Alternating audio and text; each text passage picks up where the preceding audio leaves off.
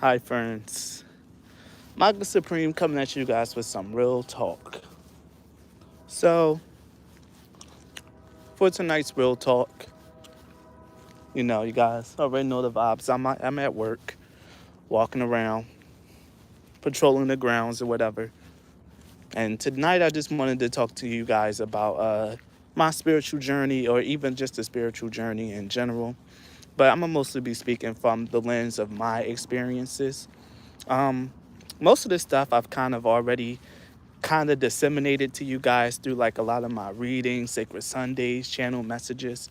So a lot of the stuff here is the same, but I feel like I need to give a more definitive and clear view of like how my journey has been so far, how it's affected me and how it's like changed me for the better.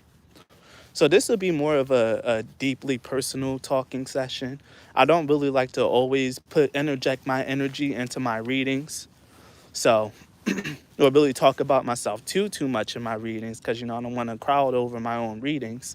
So I figured the real talk series would be a good idea. I mean, a good place for me to be a little bit more vulnerable, be a good place for me to share like my experiences outside of just doing tarot and to just like really just talk to people and answer questions anyone might have. But yeah, with my spiritual journey, like I started this let me see, when did it start? I guess it'll be around maybe 2020, like maybe the summer of 2020. I think that's about the start of it. Cause I remember I was staying with my aunt at the time. Actually, I was living in her basement. It was unventilated. It had no windows. It was really dark. And it was very symbolic of where I was in my life, which is actually funny now that I'm looking back on it, like, metaphorically and subjectively. It was it was very apt for my life, just living in the dark, no air coming in, no spirit, no nothing. And in fact, this was just coming off of that Christmas. Is that Christmas of 2020, I was going to commit suicide, or at least I was heavily thinking about committing suicide and really just ending my life. I seen no reason to live. I wasn't in a good place, like at all. But luckily, instead of just like going through with the act, I talked to my aunt and I got help, and she struggled with that too. So she acted very quickly, took me to the hospital, and you know, we just sat around for a little bit. Mind you, this was in the dead of Christmas and it was snowing and cold as hell outside. And she didn't even have a car at the time. So big ups to my aunt for like really acting in that moment and like really helping to save my life because I contemplated suicide for over a decade, ever since I was about 16. And I never really decided to do it because it was just something inside of me that just wouldn't let me do it. But that day, I remember that night when I was really heavily thinking about doing it, it was like a bunch of different voices just talking to me. I'm glad I caught you. Oh yeah, hey Jennifer, I'm just gonna be talking. um, that night when I was like really close to the edge and really going to do it and really thinking about going through with it was just a bunch of different voices just in my head. Just, telling me to do it. Like, do it. There's got nothing to live for. Do it. And I had to go and get help. So after that, I was just a husk because I didn't kill myself, but I still didn't see any reason to live. So I was just locked away in the basement, wasn't working, wasn't doing anything. And in fact, I didn't even shower for like a really long time. That whole summer, I didn't shower for a really long time. I was just in the basement, playing video games, sweating up a storm, not working, and just sad. A strong state of depression. And mind you, I was a functional depressive person for a very long time, but at that point, I ceased to function. I was just a husk. Then I met my ex-fiance.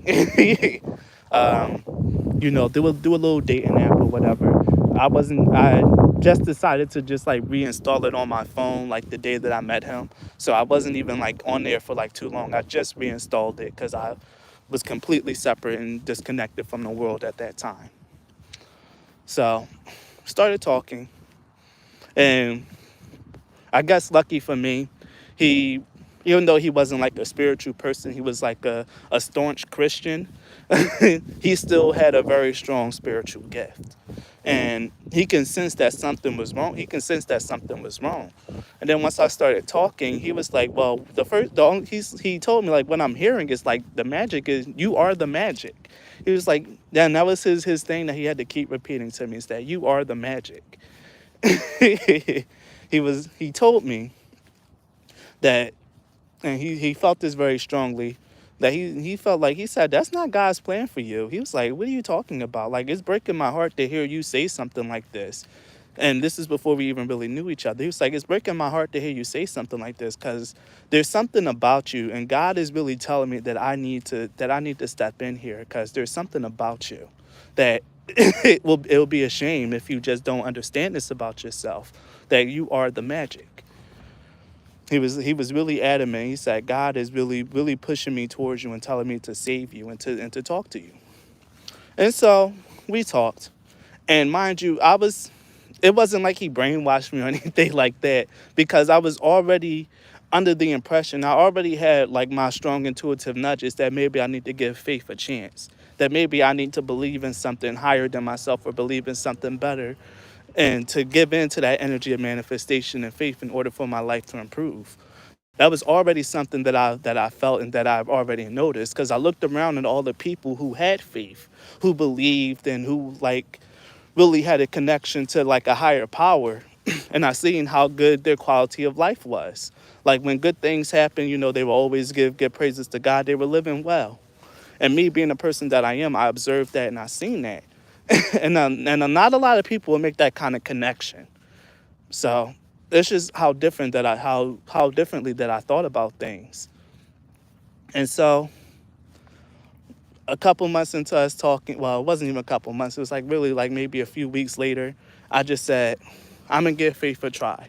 And that was literally the start of my spiritual journey. I'm like, you know what? I'm gonna give being faithful a real try, a real chance.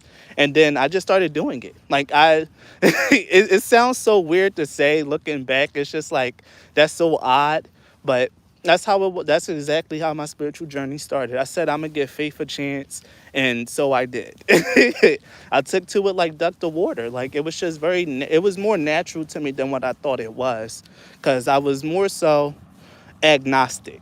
Like I believed that I didn't even know if there was a God, but there was always something inside of me that didn't allow me to like go as far as like really becoming a heavy blasphemer. Like, like I never said out my mouth, God doesn't exist.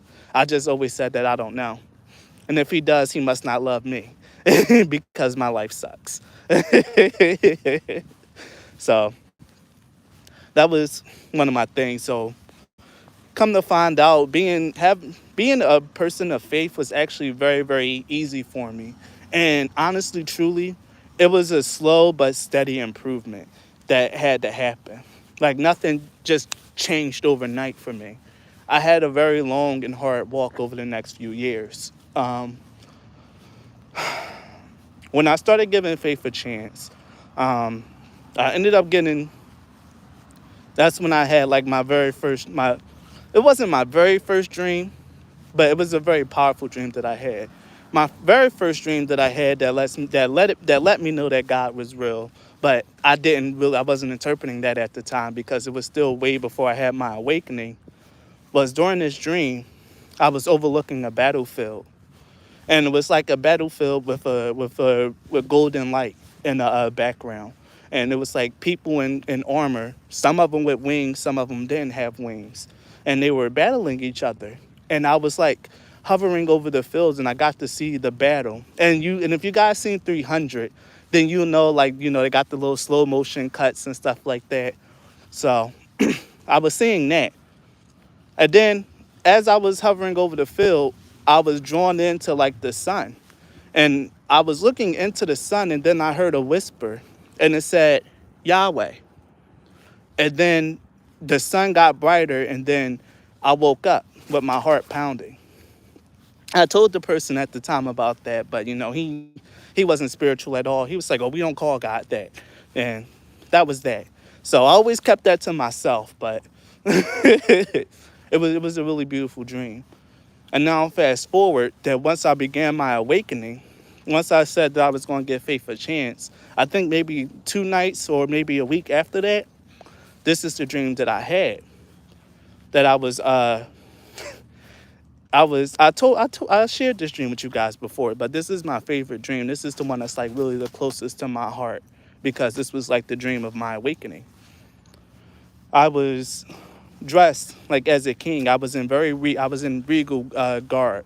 Like I had a crown on my head, like a very luxurious robe covered in white, and the background of my dream was like whited out, like everything was starting to fade. And only thing that was in picture was me, a patch of grass, and a clear lake. So I kneeled down into the lake, in front of the lake, and I prayed. And I would put my hands together and I said, God, please give me the strength that I need to defend my kingdom. And then someone put their hand on my shoulder from behind. And then it was Obi-Wan Kenobi. It was Obi-Wan Kenobi from Star Wars. But of course, we all know who that really was. But Obi-Wan really he trained me and like how to use the force, how to use my powers to defend my kingdom, how to like stand up against the dark forces that were taking over my kingdom. And then, I ended up pushing them out. I ended up doing battle with the Prince of Darkness. I banished him from my kingdom, and I even went and invaded his kingdom. But as the trend in my earlier parts of my dreams, whenever I was fighting great darkness, and even bigger darkness would always come in and save them, and that would be the end of the dream. But that was like, I'm skipping over a lot of details for the sake of time, because I remember that dream word for word, detail for detail.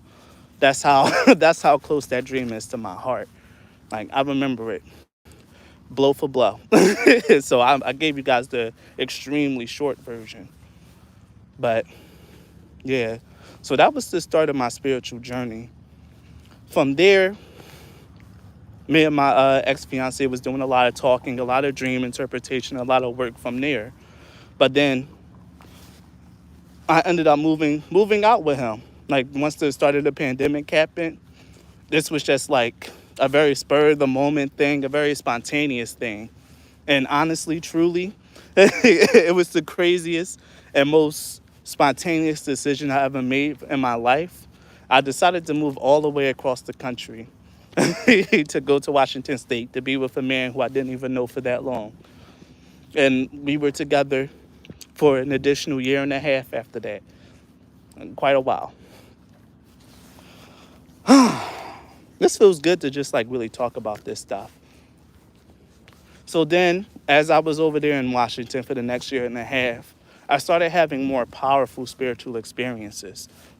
I need to get this gum out my mouth.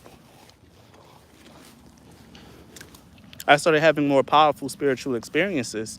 And once I left and went over to Washington State, being surrounded by all that nature, being able to go up into the mountains and things of that nature was very good for my energy. And just being out of this city, out of Philadelphia, out of that basement, it done wonders. It did wonders for my energy. I was doing a lot of healing work. I got into meditation. I was able to start practicing tarot. I got into a lot of the things that I really kind of always wanted to do, that I always felt called to do. I didn't really talk to you guys too much about this on like my tarot, when I do my tarot readings or things of that nature, because I didn't want anyone to think that I'm crazy, but I'm gonna start sharing it here in a real talk session. I met a lot of what we known as like different gods, like different deities and things of that nature.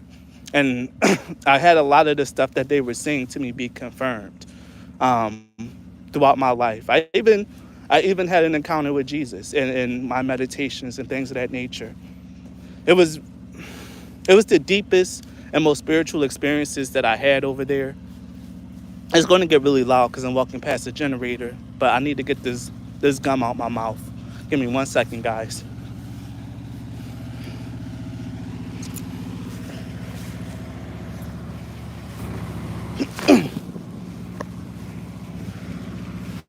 All right. But yeah, I had really, really strong experiences with meeting of like higher energies, like deities and things of that nature, through my meditations. And it would show up in my tarot card readings, and everything was just like always reaffirmed to me. So I knew I wasn't like going crazy, like I was actually having these experiences. And even my ex fiance, like I said, he was a very powerful intuitive. Like he's probably one of the most powerful intuitives that I've met. I always respected him as a spirit and as an intuitive person. I just wish he I just wish he I just wish he did more with it, you know. I'm sorry, I missed that comment. I think I can see it from here. Good evening. Oh, hey Nina. Yeah. But yeah, my ex fiance was one of the most powerful intuitives that I met. He will, and this is what it means to like really have a strong soul connection, because he will always bring up my meditative experiences and feel my energy and my vibration, even without me saying anything. I remember one time I was in the shower, and I was thinking about Archangel Michael and Archangel Raphael together, because they're my right hand, my right and my left hand, like buddies. They're like their energies are very close to me at all times, Michael and Raphael. I stepped out the shower and I walked into the living room, and he was like, Michael and Raphael was here. And I was like, no way. Like, though you did not just say that, I was like, I was just thinking about them in the shower. He was like, yeah, they were here. I was like, oh, well, look at that. My right hand, my left hand man comes when I calls, when I think about them and when I focus on them. I started And this was also the start of the downfall of our relationship, because he started to realize how powerful of an intuitive that I was.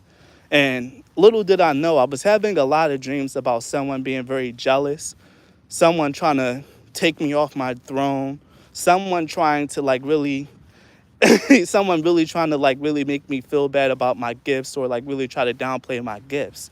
And I was having dreams about me having to fight someone, or fight a war on a bunch of different sides, because someone is just trying to invade my kingdom again. Little did I know, like he was slowly becoming a little bit jealous of my power and a little bit jealous of the experiences that I was having. Like he would really try hard to try to replicate the experiences that I was having. And I would notice that he was trying too hard, but it wasn't my place to say anything, because people's spiritual practices are their spiritual practices. But I could sense that he was trying a little too hard, that he was trying to compete instead of trying to support. So, because he was always the confirmation for my experiences. And I think a part of that kind of bothered him. Like one time when I was in bed and I was practicing, because I read this beautiful book by some people who were channeling Saint Germain, who's one of my strongest spiritual guys, and his energy is coming up a lot more lately, because the violet flame is something that's around me very often now. That that energy of the violet flame, the violet ray, the crown chakra opening, soul star type stuff. If you watch my Sacred Sunday reading, I tried one of the manifestation methods that Saint Germain talked about, and I visualized $100 bill. Now, the way that this method works was that it's real scientific. Like you really have to think about the molecular structure of the things that you're trying to like really make. Think about it forming as light, and then the structures becoming solid. And I was repeating that as I was sleeping, and I was just visualizing $100, $100, $100. And then the next day, my fiance, he said, I feel like I should give this to you, and he sent me $100. So he was always my confirmation for who I am and exactly how powerful I am and what I can manifest. He was always my barometer, always my confirmer for that stuff. But I think it really killed him inside a little bit. He didn't like that stuff. He didn't like it at all. That he was always my confirmation. That it seemed like that I was becoming more powerful and more intuitive than him. That people would come and ask me for dream interpretations and things of that nature. But that's the church mind. That's church mindset and how church people tend to get. I don't fault them for it anymore. It is what it is. But that was like a lot of the strong and really confirming and reaffirming experiences that I've had when I was first starting out on my journey. Like a lot of things being confirmed through my ex-fiance. And a lot of things being confirmed through the tarot readings that I would watch or the tarot readings that I would do for myself. Because I started off reading for myself. I'm very, very experienced with with just doing readings for myself. And I think that's why I still kind of carry over in like my in my readings and my videos to this day. Like I can always pick out which pile is my pile, which pile is mine, because I'm so used to reading for myself and my energy. I know who I am. And I know what kind of messages and the tone that my messages take because I'm very experienced and very practiced with reading for myself. But my spiritual journey has been one that was like very, very crazy. Well, I wouldn't say crazy. It's been very healing and very reaffirming. I did a lot of work on my insecurities, was first starting out, and a lot of healing around my familiar relationships. I don't really get along too well with my family. I've always felt like an outcast. I've always been the outcast. My brother even called me the black sheep to my face, just to hurt my feelings and things of that nature. We were arguing and things of that nature. My mom didn't even step in and say something different. She was just like, "You shouldn't have said that. That's rude." Not no, don't call him that. That's not true. Like no, it was like more so that he said the quiet part out loud. But I did a lot of work around healing that stuff, and it wasn't very easy to be able to have to come back to the city after my ex fiance did what he did, and me having to come back here and having to face them and try to rely on them, and to integrate myself back into them. If I haven't done the healing work that I had, I'd probably end up reverting back to the person that I was. But I'm a, and sorry to toot my own horn here, but I am a force to be reckoned with. Okay, in the spirit, there, I'm unfuckwittable, I should say. Like I don't really know how else to put it, so I'm gonna just put it in the most ghetto terms that come to me. I'm unfuckwittable when it comes to the spirit. I've already know that I'm undefeated. I had plenty of dreams about me defeating other people who try to come against me in the spirit. Other people who have staves and wands, and I'm always the one on top. That's why I don't really engage in a lot of like back and forth with people, or like a lot of like arguing with other spiritual people or things of that nature, because I'm going to win. But my goal is to not to defeat. My goal is to empower and uplift. I can be just like all these other readers, all these other witches, and be like, "Oh, I'll send your energy back 100 times fold. Don't play with me, da da da da da da da." But I'm not here to war. I'm here to make peace. That's not that's not my thing. That's not the kind of person I am, and I'm very careful about making sure that I remain humble and that I don't big myself up on my tarot during my readings, even though like the messages are very powerful, very inspirational, and I have to try very hard to like keep my energy in check. Like, okay, I'm hearing so many beautiful, wonderful, and powerful things. Let me not show how awesome this is and how much this is affecting me. Because again, this might not just be my pile. This might be other people's piles as well. So I had to really pull myself under control. But the biggest takeaway for my whole spiritual journey is just learning how to deal with hardship. And I think that's a big thing with spiritual journeys in general, is learning how to like deal and face hardships. Once you learn or like come to a place where you can be like very much at peace with going through tough times, then that's how you know your work is really paying off.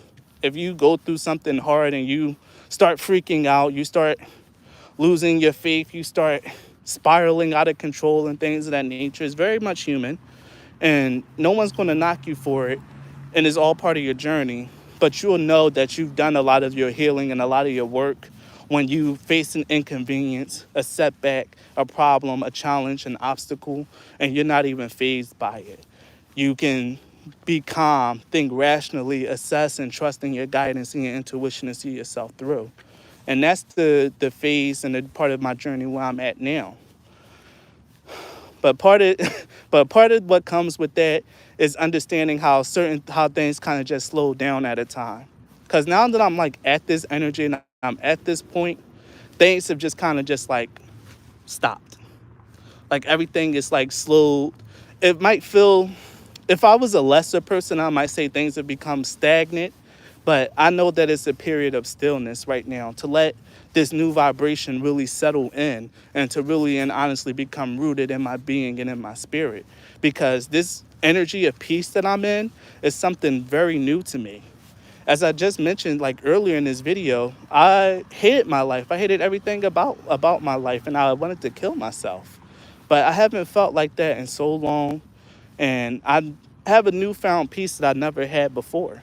And it's really got to take some time to really come in and become my new normal, because I'm maintaining this energy. I'm fine. I have like little problems here and there that's trying to, one big problem that's really here that's trying to really gnaw at my attention and lower my vibration. But I'm so high vibrational right now that it doesn't even affect me. I'm not even thinking about it. Like I have full and complete trust in Father. Like I have full and complete trust in him now. Ever since last month, where I thought I was about to be evicted, and the monies magically came to me through someone who I least expected. So hey, ever since that, you can't tell me nothing. Okay, you can't tell me nothing. I am a son of my Father. I am here in his name. I'm here to spread the word and my own little rendition of the word, and give an updated version of what the Bible says. Because people keep trying to weaponize that against people, and they have uh, such an antiquated take on it. A lot of people who read the Bible and really try to speak and thump it, they come from the perspective of a Pharisee. Like they're not really staying true to the teachings of Jesus or to the actual words of God. Like they're just stuck in the dogma of it. And that's something that I've always had a problem with, like Christians in that regard. They preach hate more than they preach love, but they try to thinly veil hate as love. And I'm like, no rational, sane person is really going to believe this. That only works on people who really are just like at their lowest points, who hate themselves. And, you can feed them that dogma and give them something to believe in. But that doesn't work for me, because I can think about it a little bit more rationally. And now that I know that I'm a very powerful intuitive, I can get Spirit's take on the Bible and things and other spiritual works, not just the Bible, other spiritual works as well. But the fact is, they all say the same thing. Like this is some of the things that I learned from my spiritual journey and my spiritual walk, because I I am a servant of the Hebrew God, of Yahweh. I believe in that very, very strongly, very faithfully. That is the name of the source. There's a reason why, Christianity was able to take over and do the things that it did, and why it was so powerful, and why the Jews, the Hebrews, was able to persevere the way that they did. If you wanna take that stuff at its word and things of that nature, it all depends on your level of faith. You don't gotta believe in it. You don't even gotta agree with it at all. But and it's still not going to change anything about your spiritual walk or your truth. Keep that in mind. I'm just sharing my truth and my journey. One of the biggest things that I've learned is that people have a very distorted perception of religious teachings. I think it's mostly a Christian and Muslim thing. I think Buddhists are pretty good, or pretty neutral. They they have a very practical and grounded approach to spirituality. Buddhism is very much in alignment with spirituality as a whole. It has very good teachings. It, it preaches no harm. It's a very solid religion with very good fundamentals. Only thing that I don't agree with Buddhism is the fact that you need to be separate from the world and reject worldly pleasures. We're here to enjoy those pleasures. Like that's part of our birthright as human beings, is to really enjoy those things. I'm sorry if this is becoming a little too spiritual, starting to sound like a Sunday school session, but hey, I just talk as I'm dictated to. But there's a lot that we can learn, and a lot that I've learned from my spiritual journey. And I just want people to know that if you're actually very dedicated to your spiritual path and your spiritual walk, pay attention to a lot of things that's showing up. Really take it seriously. Like, spirituality isn't some cool trend or some cool fad. Spirits and things that nature aren't here to serve your whim and your will. They're not here for that, to just help you manifest money, to help you to help you get that new house. Like, no, it's deeper than that, and you're meant to cultivate a deeper relationship with that. Like, I don't know. I feel like I'm just rambling now, and that's fine. But I just wanted to like really get that out there. This spirituality stuff is much more deeper. It's deeper than what a lot of religions are trying to tell you. It's deeper than what common perception is of it now, because there's this big emphasis on manifestation. And yeah, you can always manifest, but when things start getting hard, or when your manifestations don't come in the way that you want it, you're dumbfounded and you're lost in the sauce. And that's because you don't have a strong foundation in this. You're just trying to get how you want to get. As Jesus said, like, just trying to enter through the back door, and just get just enter through the back door and not go through the front, not go through him. But hey, it is what it is. I think I just wanted to get on tonight and just talk about like my whole journey, my whole awakening experience, and just where I'm at now with it, the what I'm going through now, and a little bit of what I've learned. So this was just more so me just trying to let you guys get to know a little bit more about me, a little bit about who I am, why I read the way I read, and you know, you guys get some context behind the person that I am and why I do the kind of readings that I do. So I think I'm gonna end this video here. Thank you guys for listening, for coming in and watching. What if you're not interested and don't desire in any accord? I'm so sorry, Grace. Oh wait, who is that? Gertrude? I'm sorry. Are you still here, Gertrude? I was supposed to be looking for questions. I'm so sorry. I'm so sorry. I was supposed to be looking for questions, and here I was just rambling. So yeah, I guess now I'll pay more attention. Like, if you guys have any questions or anything that you want to ask, I'll start taking them now instead of just ending the video. So yeah, let me see. But if you're not interested in it and don't desire it on any accord, I wish I knew what she was talking about. But Nina says, I can't talk to my man about my spirituality. It's frustrating. Right. Right. I can understand that. I think I'll leave it here though, because I missed the questions. I'm sorry, guys.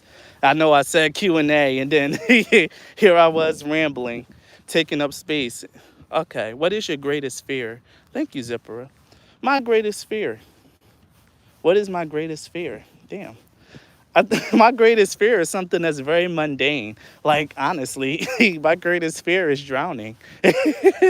Like, I'm definitely afraid of deep water. Of Yeah, of deep water. Can't swim. Don't really like the water.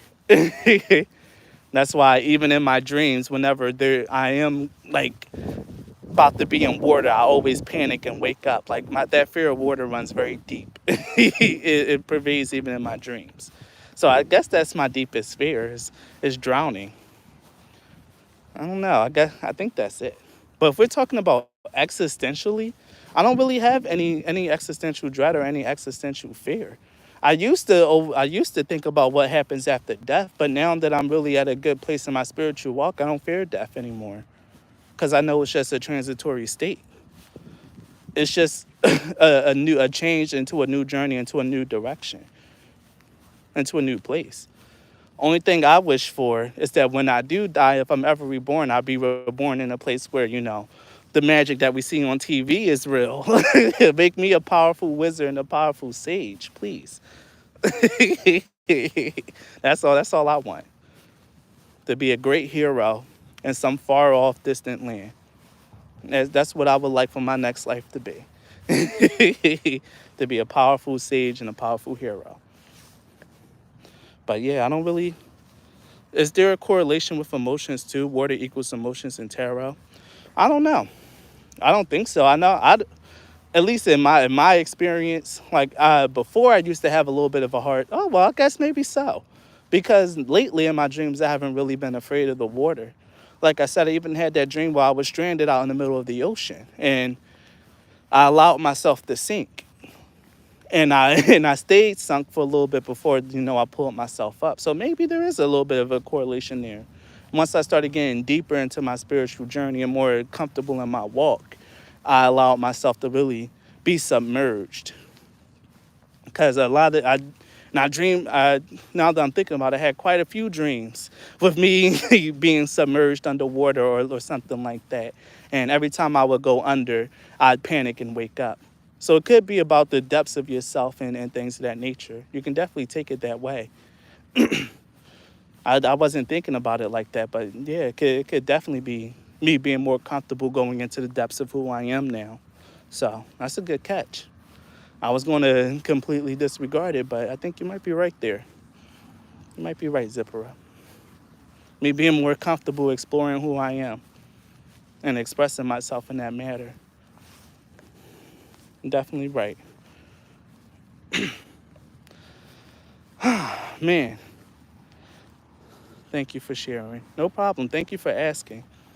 I hope that there's anyone else with any questions, anything want to ask me, or any burning questions that anyone wanted to know about me for so long. What is your favorite food? My favorite food is pizza. It's pizza. I am an average nerd. I like pizza and Cheetos. And if I had a tolerance for Mountain Dew, I'd drink it. Though mostly nowadays I've been more so into just drinking water. It's been more of a natural transition for me, getting away from sodas and things of that nature, and just drinking a ton of water now. So it's just kind of really been my thing. I don't think anyone else has any other questions either, Zipper. I think it's just a me and you thing now. Unless someone else got something to say, please, because I don't mind answering Zipper's questions, but is there anyone else? Because otherwise it's just going to be me and her talking all night. And I don't mind it. Guess not. All right then. Well, I guess I'll end it here then. Thank you everyone for coming and watching. Thank you for asking. You are somebody. Yes, you are a Zipper. You are. And I believe you. I believe you. You are somebody. You're not a nobody. But thank you for your questions, Zipper. I always appreciate you because you always come through and show great love. No one else would even think to ask me about my favorite food or things of that nature. So I appreciate you trying to get to know me on a more personal level and actually asking those questions. It, it didn't go over my head, and I thank you a lot, truly. I do. So I'm going to end this here. I'm going to go sit down in my booth and play my video games on my phone and bang out the rest of this shift. So thank you guys for sitting around and joining me for tonight and listening to this humble soul talk and ramble about his spiritual quest. And I wish you all a very good night. Bye.